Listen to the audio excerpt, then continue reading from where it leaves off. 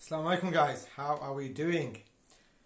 I said I didn't think I could make it today, but I haven't finished all my tasks. But I thought to myself, do you know what? I expect my clients to show up and do the work. So I thought, do you know, I had better show up and do the work. And often showing up is half the battle. Just doing the work, that's half the battle. Anyway, I didn't get a chance to look at the questions that the newcomers to the group had for me.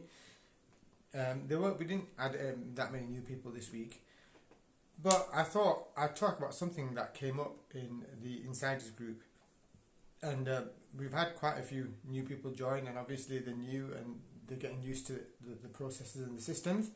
And one of the things that somebody asked was about foods, samosas, eating samosas, and you see that I put on my main profile the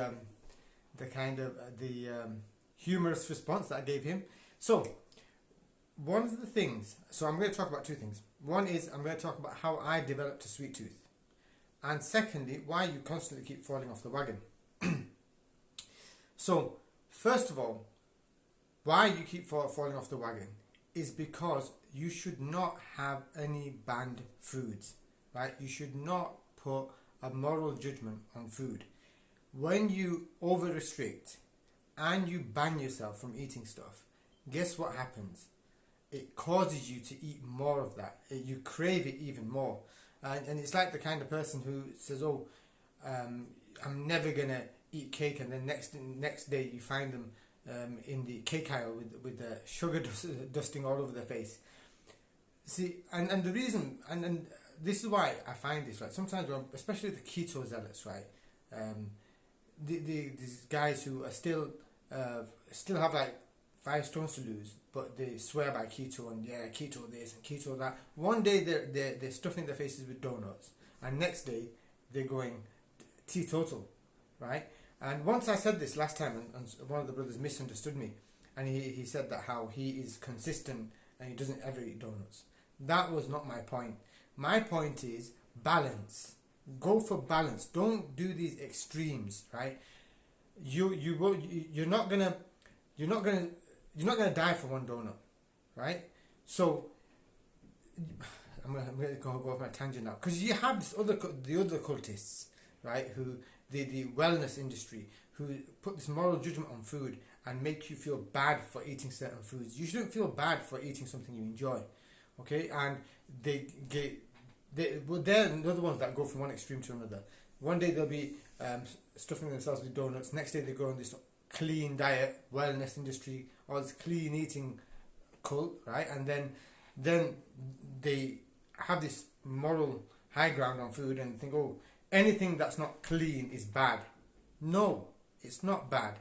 What's bad is when you overdo anything, when you go to excess. And of course, Quran ayats, kulu washrabu wala tusrifu, right? That eat and drink, don't go to excess. With anything, we should avoid excess, right? So food is a source of pleasure, and Allah has made it for us, okay? And donuts and all these things, they're not haram, okay? So therefore, don't treat them like they're haram, but do eat them with caution. Like, have them once in a while. Don't overdo it. And this clean eating and this constant avoiding something altogether only leads to you feeling deprived, and then results into binge eating. And then this cycle just repeats and repeats and repeats, and people don't seem to learn their lesson. And many of the people who have signed up with me have had this issue.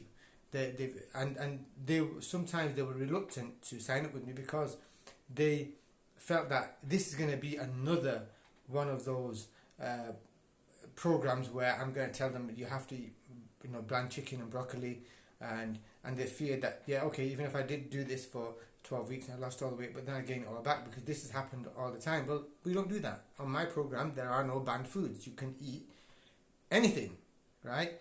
We have foods that you eat less of, foods that you eat more of. That's it. So avoid that. Many years ago, when I used to do all these diets and stuff, I developed a sweet tooth. I have never been a sweet tooth person, okay? I'm a savoury person. But I went on these diets, and I got this long list of foods that you can't eat this, and you can't eat that, and you can't eat this, and can't eat that. And all I could do was all day, all I did was think about these foods. Like, it's like they took over my life. And I'm a person who doesn't even think about chocolates, right? Even now, I don't crave chocolates and cakes and stuff often. I'm not a sweet tooth person. I really don't have, like, you know how people eat and they want dessert and whatnot, they have to go to the dessert shop, and, you know, like, it's almost like a drug for them. I see that with people. Like, dessert shops are like a drug for some people. So I don't have that issue. Like, I really, doesn't bother me one bit. However, when I was dieting, right, I developed a sweet tooth. Like, I started craving this stuff. Since then, I started having more chocolates, and I started having a taste for chocolates and stuff, which I never had from dieting, right? From restricting myself. Like I said, like, it just took over my life. Like, all day I could just think of these foods that I weren't supposed to be eating. And I suppose you can understand it like this. If I tell you not to think of a pink elephant, what's going to happen? You're going to think of a pink elephant. So once again, on my program, what I do is, I don't tell you, oh, don't do this and don't do that, and you shouldn't eat this and you shouldn't eat that. It's not about do's and don'ts, right? It's more about do this, right? It's more constructive, and what's the word? It's more about adding rather than taking away. I will tell you, you should be eating this, and you should eat this and you should eat that, and eat this, eat that, do this, do that, rather than don't do this, don't do this, don't do that, don't eat this. That it actually has the opposite effect. And if you studied behavior change, and that's something else I specialize in, because I specialize in mindset, behavior change, nutrition, and exercise, right? So I'm not a one-trick pony. I understand how behavior change and habit change, all that happens, and I incorporate it into the program. And if you understand behavior change, you'll know that when you tell people don't do this and don't do that, it actually causes them to do that. And sometimes I try and explain it like this. You know, as a child, right, and you see that do not touch thing, and you're just tempted to touch it, right? Whenever you see it, whenever you think it's like the forbidden fruit, right? So when you're told not to do something, so our humans have this, sometimes they have this rebellious nature about them, right? That they want to do the thing, or Assalam Jibran, or do the thing that they're not supposed to do, right? And so especially as adults, what happens is when somebody else tells you to do something, it's there's this cognitive bias that we have where when we feel like we're being told to do something, we don't want to do it, and that comes under, it's called self-determination theory. So what you need to do is you need to help people to do the right thing rather than telling them what to do. Okay, and you do that. It's a complex process, but you, once again, you're trying to get people to make the right choices through informed choices, but you assist them and guide them along the way rather than dictate to them. And once again, sometimes people who want to sign up with me, and they're looking for somebody to whip them with a stick, right? And that never works. Never works, right? And people who have, and I always tell them that, I'm always transparent and tell them, look, that's not going to work. That's not my style. That's not what I do, because that doesn't work. Despite that, they sometimes sign up thinking that's going to work, and expecting me to do that. And the minute, and they'll say to me, well, I want you to kick my ass. But the minute I tell them off for something, I'm reluctant to do it, but then if I notice that they're not following the program because they're still expecting, and then they'll message me, oh, bro, but I want you to tell me off. So then I will reluctantly do it, right? I'll tell them off. And then when I tell them off, then it creates a, what can I say? Bad feeling between us, right? That dynamic, right? It just messes that up. And then they go into their shell, and then they start feeling bad and guilty, and that's not a positive state to be in. You can't guilt trip people into changing. You can't scold people, make people feel bad, interchanging. That never works. It never works. You cannot guilt trip people into change, right? And nothing, and I always use this phrase, that nothing positive comes out of being negative. And by you yelling and shouting at that person and making them feel small, you've hurt their ego, right?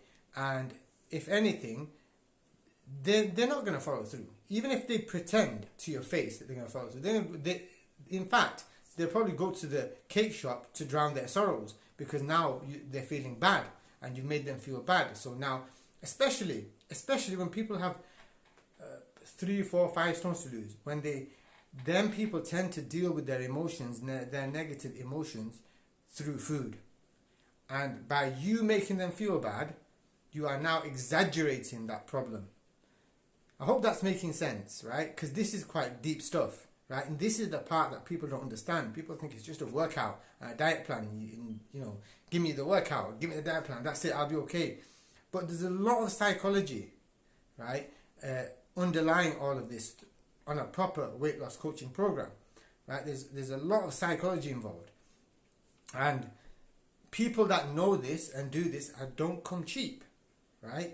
The people who understand it, they don't come cheap, right? So that's how my program is. It's conducive to getting a result in the 21st century using the best behavior change, psychology, mindset reprogramming, the exercise. And I don't even like the word exercise. I call it intelligent movement, because, and I put a post on my profile, your workouts only contribute 5% to your weight loss efforts. And lots of studies have shown that people who do not have behavior interventions and nutritional intervention, they just exercise, they make zero weight loss progress.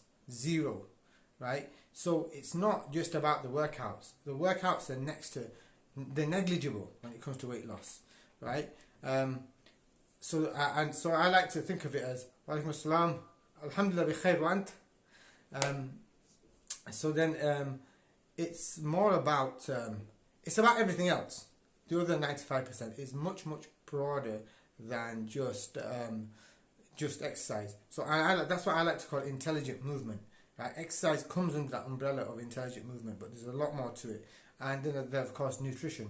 And with the nutrition, it's not a diet. I don't believe in diets, right? I teach you to eat better. That's it. I teach you eat better. You continue to eat what you eat, right? You eat the foods you eat, because your diet is unique to you. Everybody's diet is unique to them. And when you try and force somebody else's diet into your diet, it never works. Again, something else that never works, because we all have our own preferences, right?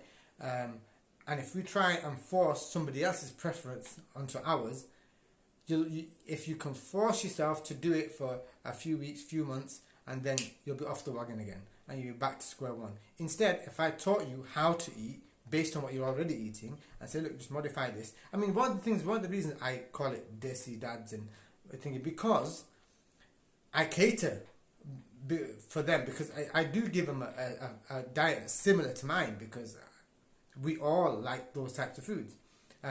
So it makes that much easier for me. But if I had, say Japanese food, right? So say if a Japanese coach, right, gave me his diet, right, and sushi and all that. I know some of you like sushi. Like, I don't eat raw fish and stuff. I don't even eat fish, which is a surprise coming being a Bengali and all. Apart from fish fingers and battered fish, I don't eat fish. So if somebody gave me a diet with fish and seaweed and whatever else they eat, I could never eat that, right? I might force myself to, because I want to lose a bit of weight for a competition or whatever, right? I might force myself. I mean, I couldn't even do that, but some people have the willpower and they force themselves. But then, what do you do after that period is over? And the concept of a diet is temporary. Okay, so if you're on a diet, you're gonna come off a diet. So what happens when you come off a diet? You go back to square one. So instead, it's much better to modify the way you're eating already, right? Understanding the science of weight loss when it comes to nutrition, and making modifications to your existing diet rather than completely overhauling it and trying to adopt somebody else's diet. Anyway, guys, I've waffled on. How long have I waffled on for now? I can't see the time. Right, I wasn't even going to come on today. So, inshallah, I hope you found this useful. If you've got any questions, leave them down below and I'll answer them whenever I can. Okay, take care. Assalamu alaikum.